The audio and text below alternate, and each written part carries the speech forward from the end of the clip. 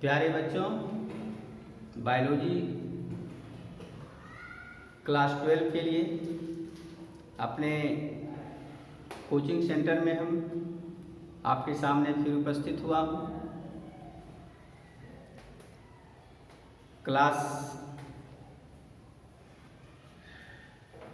Class के लिए आप सबको स्वागत है।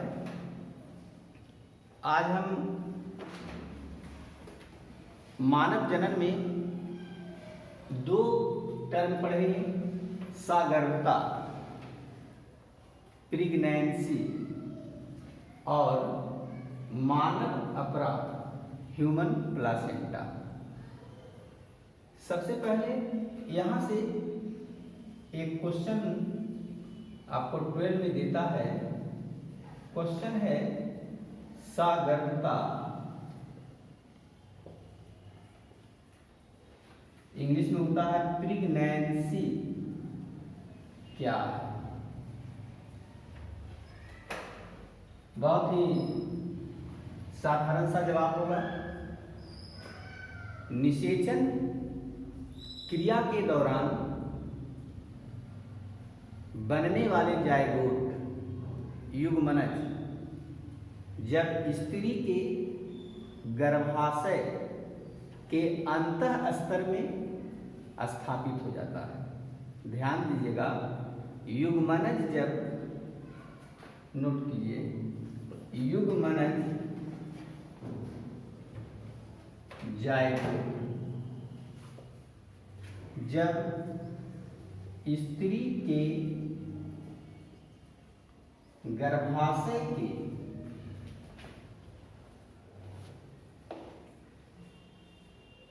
आंतरिक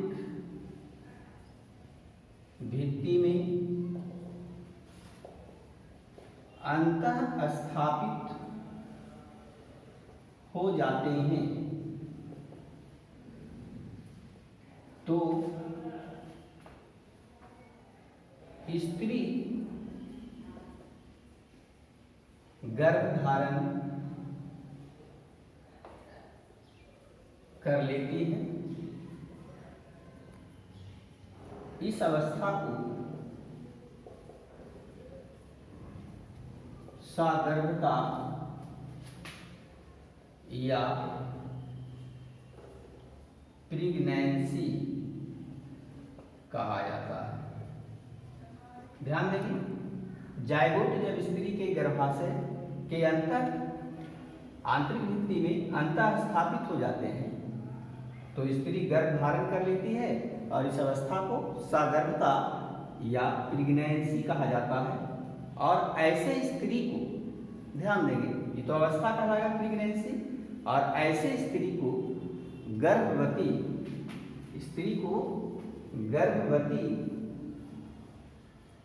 या सगर्भा, इंग्लिश में लिखेंगे प्रेग्नेंट कहा जाता है।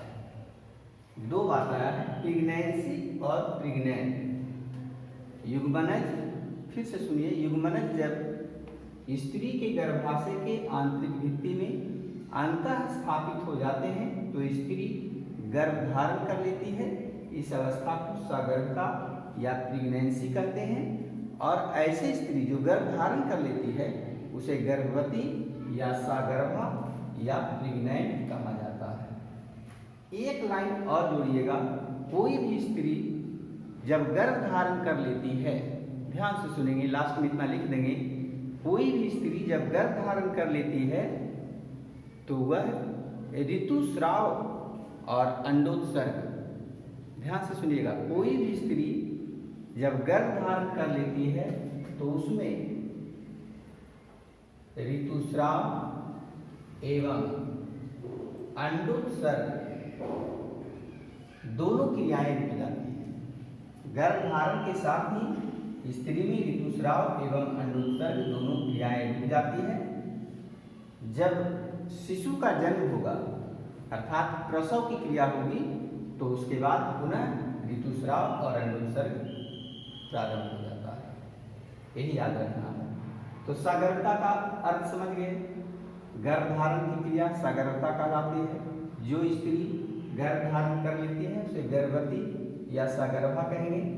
गर्भ के दौरान जब कोई स्त्री गर्भ धारण कर लेती है तो उसमें ऋतुस्राव चक्र और अंडोत्सर्ग दोनों बंद हो जाता है, और जब शिशु का जन्म होता है, प्रसव की क्रिया होती है, प्रसव का मतलब ही होता है शिशु का जन्म, तो उसके बाद फिर से ऋतुस्राव चक्र और अंडोत्सर्ग चालू हो जाता है। एक क्वेश्चन ये है। दूसरा क्वेश्चन हम लोग अपरा के संबंध में जाने।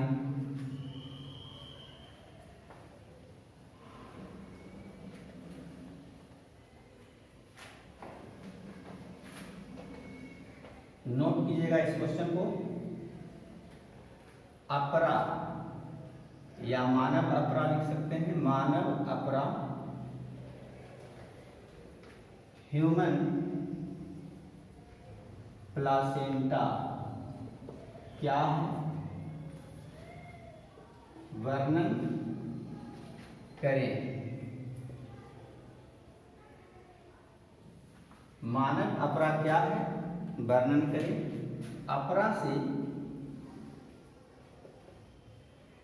स्रावित होने वाले हार्मोनों के नाम लिखिए। क्वेश्चन है मानव अपरा क्या है, वर्णन करें। अपरा का विस्तार पूर्वक वर्णन करना है। अपरा से स्रावित होने वाले हार्मोनों के नाम लिखें। बच्चों, जब कोई स्त्री, ध्यान से सुनेंगे, थोड़ा सा लंबा है। जब कोई स्त्री गर्भ धारण कर लेती है तो गर्भ कई झिल्लियों से घिरा होता है। ध्यान से सुनेंगे, जब कोई स्त्री गर्भ धारण कर लेती है तो उसका गर्भ कई झिल्लियों से घिरा होता है। सबसे बाहरी झिल्ली को, यहीं से हम लोग शुरू करते हैं, सबसे बाहरी झिल्ली को जरायु या कोरियोन, इंग्लिश भी होता है कोरियोन, कहा जाता है। फिर से सुनिए इस लाइन को, नोट भी कीजिएगा। गर्भ कई झिल्लियों से घिरा होता है। सबसे बाहरी झिल्ली को जरायु या कोरियोन कहा जाता है। इसी जरायु में, अब आगे बढ़ते हैं, गर्भ कई झिल्लियों से घिरा होता है। सबसे बाहरी झिल्ली को जरायु या कोरियोन कहा जाता है। जरायु से या कोरियोन से उंगली के समान अनेक प्रोसेस निकलते हैं, अनेक संरचना निकलते हैं, जिसे विलाई कहते हैं। ध्यान से सुनिएगा, जरायु से उंगली नुमा संरचना निकलती है, इस संरचना को हम विलाई कहते हैं। अब देखिए, या अंकुर भी इसको कहते हैं। अंकुर, ध्यान से सुनिएगा, अंकुर और गर्भाशय कोशिकीय परत, अंकुर और गर्भाशय कोशिकीय परत के संपर्क क्षेत्र को अपरा कहा जाता है, प्लासेंटा कहा जाता है। फिर से ध्यान से सुनिएगा, गर्भ कई झिल्लियों से घिरा होता है।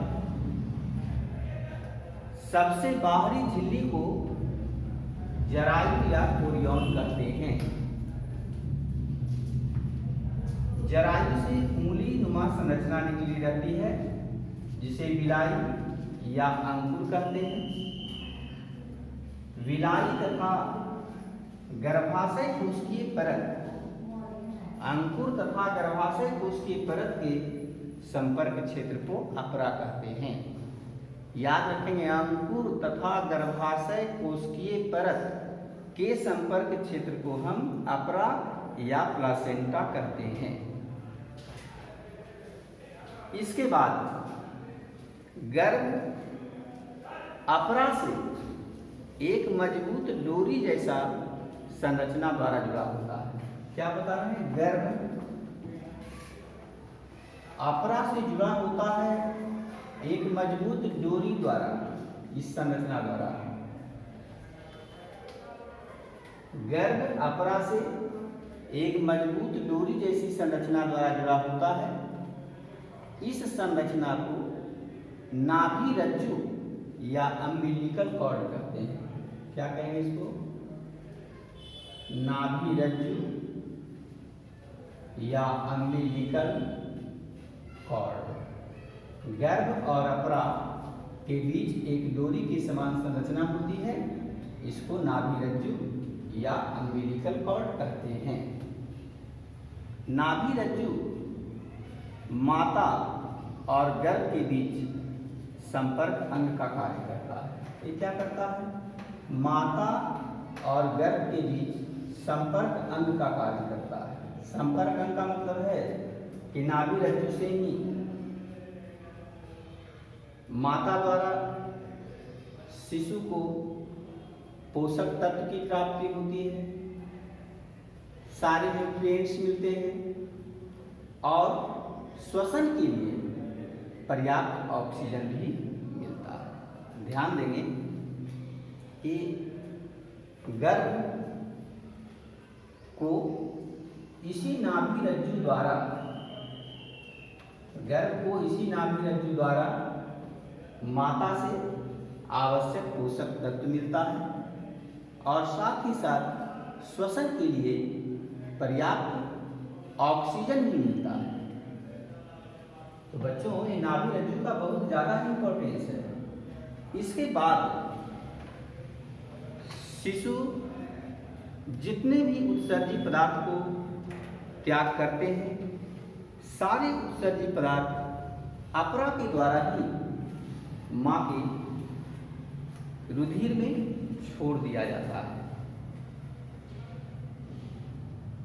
इस प्रकार आप कह सकते हैं कि गर्भ अपरा से अपनी आवश्यक चीजें प्राप्त करता है। तो बच्चों, फिर से हम लोग एक बार रिवीजन करें। गर्भ मानव अपरा का बात करते हैं। गर्भ कई झिल्लियों से घिरा होता है। सबसे बाहरी झिल्ली को जरायु या कोरियोन कहते हैं। इससे उंगली के समान कुछ संरचनाएं निकली होती है, जिसे विलाई या अंकुर कहते हैं। नोट करेंगे, विलाई या अंकुर। अंकुर और गर्भाशय कोश की परत के संपर्क क्षेत्र को संपर्क क्षेत्र को अपरा या प्लासेंटा कहा जाता है।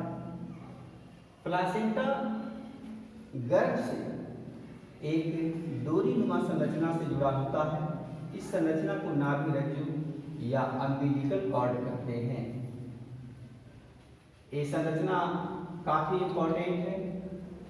माता से सारे आवश्यक पोषक पदार्थ, श्वसन के लिए ऑक्सीजन सभी नाभि रज्जु से गर्भ को मिलते रहता है और शिशु जितने भी अनावश्यक पदार्थ को त्यागता है, हानिकारक पदार्थ का त्याग करता है, सब के सब प्लासेंटा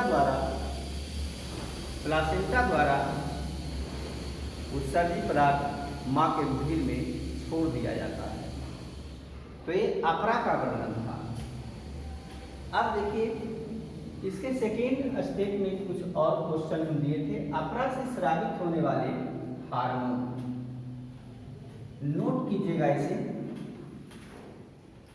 इसका एक हेडिंग बना देंगे, अपरा से स्रावित होने वाले हार्मोन। तो अपरा से स्रावित होने वाले हार्मोन में नोट कीजिएगा, hormone number first HCG।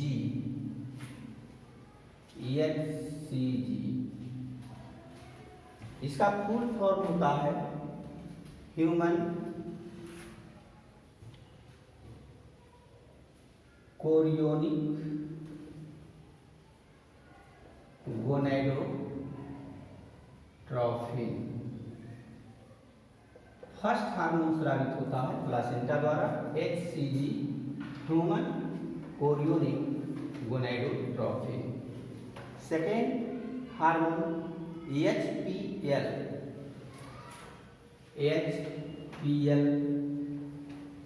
Human placenta lactogen, HPL human placenta lactogen. Third hormone